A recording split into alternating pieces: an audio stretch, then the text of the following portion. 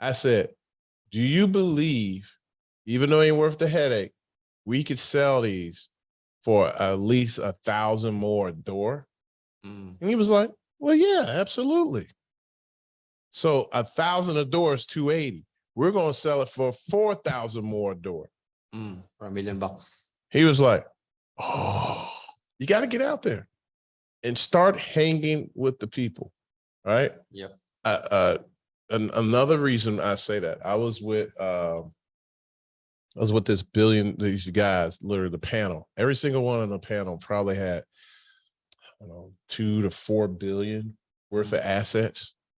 And they over here talking about, look, man, I was just surrounded by money.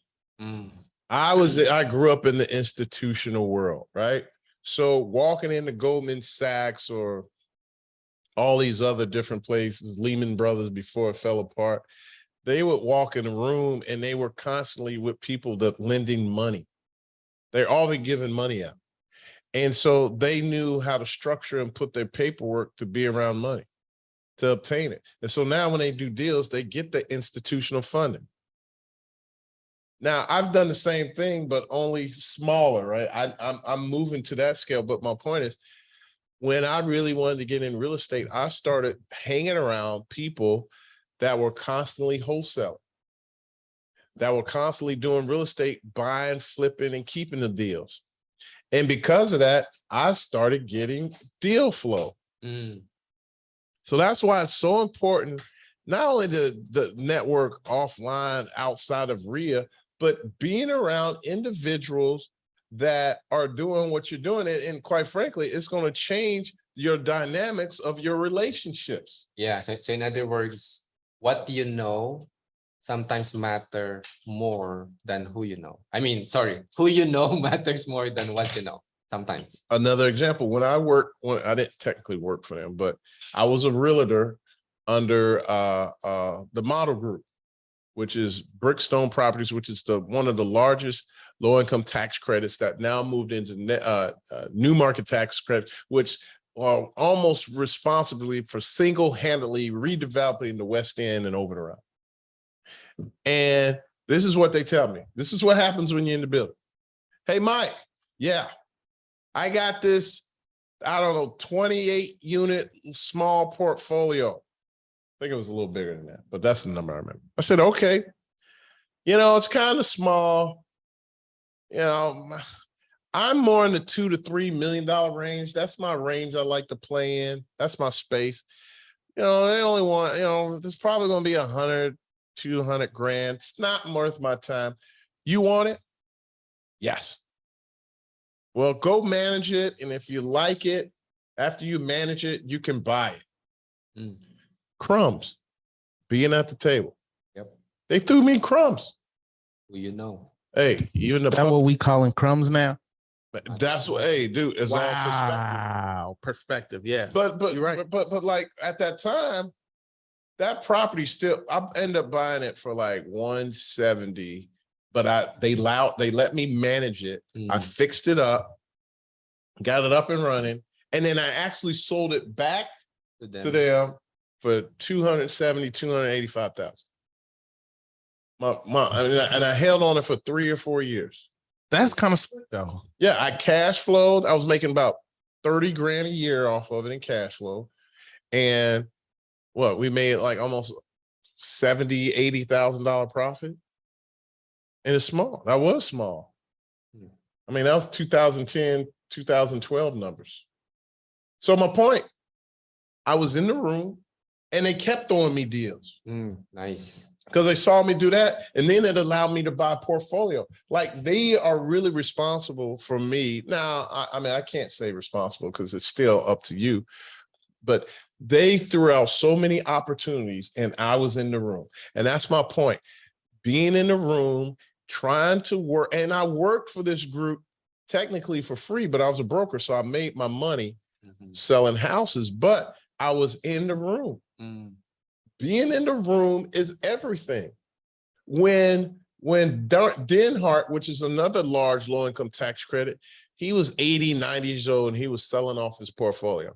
Well, Model bought it and Model's like, I don't want all these. Mike, Literally, they open the book. Which ones do you want? Just like that. That's amazing. And then what happened? Because I knocked out the first one, I knocked out another one, then I started buying more from them. Like I bought my first set of properties through this network. All right, let's go on that one. So that's my point. I'm sorry I went on a tangent, but that's how valuable it is to be in a group. Yeah, yeah. And hanging with these people, going to the meetups, you know. Multi-unit apartments, where can you find it? LoopNet. I always talk about LoopNet. I'm like, wah, wah, wah. But man, give them the air horns, man. LoopNet, you know, LoopNet got me started. Yeah, yeah, that's how I feel about LoopNet. I'd be so excited and so sad all at once. Because you don't get consistency, but I've met great relationships. So I met Corey and Steve through LoopNet. And between those two guys, I probably acquired over $1 million worth of whole apartments before they, like, we wouldn't even do $1 million deals, but like I've bought like multiple deals from them that we made really good money.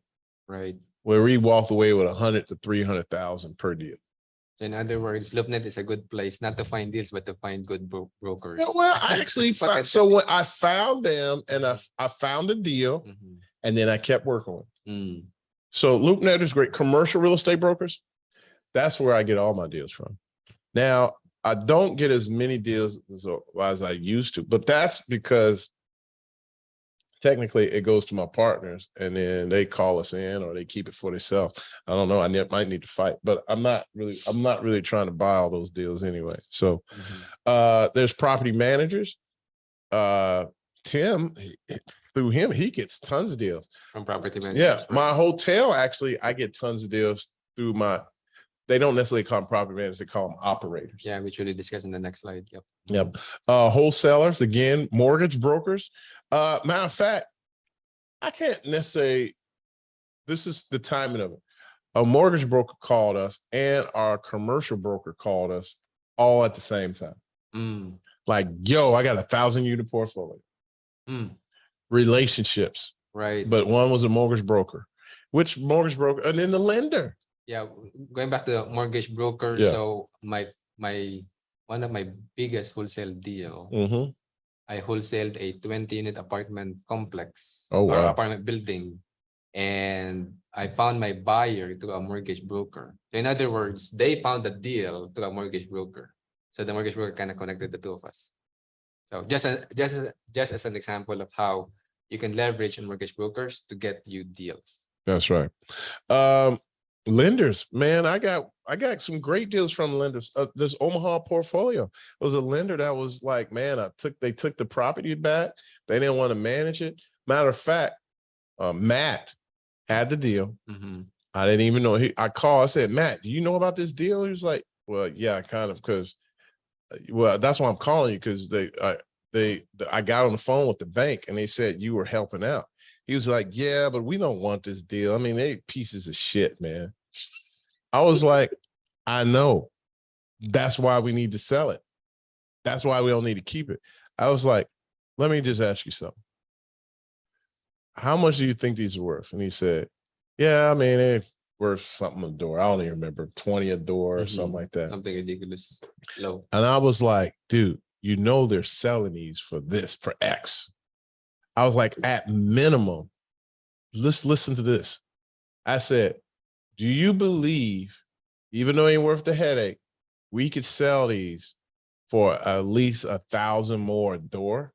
And he was like, well, yeah, absolutely. So 1,000 a door is 280. We're going to sell it for 4,000 more a door. For $1 million. He was like, oh, yeah, but keep with that. And then he turned into a wild beast. And we sold some of those off. And so we end up having these other properties free and clear. And now we're going to sell these other ones. Nice.